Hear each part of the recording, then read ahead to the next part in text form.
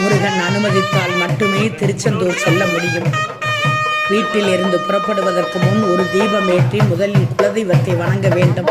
பிறகு முருகனிடம் நீயே துணை உன்னை நம்பி வருகிறேன் என உங்கள் வேண்டுதலை சொல்லி மனதார வழிபடணும்.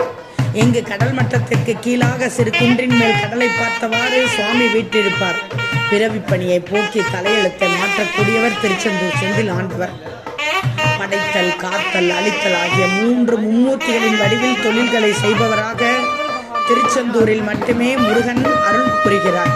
முதலில் கடலில் குளித்துதான் நாளிக்கிணற்றில் நீராடணும். நாளிக்கிணற்றில் நீராடிய பிறகு எந்த நீரிலும் குளிக்கக்கூடாது.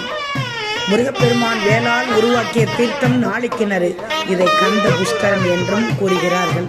ஈர ஆடைகளை மட்டும் மாற்றிக்கொள்ள வேண்டும். ஈர உடைகளுடன் கோவிலுக்குள் செல்லக்கூடாது. முதலில் தூண்டுகை விநாயகருக்கு தலையை சுற்றி ஒரு சிதறு தேங்காய் உடைத்து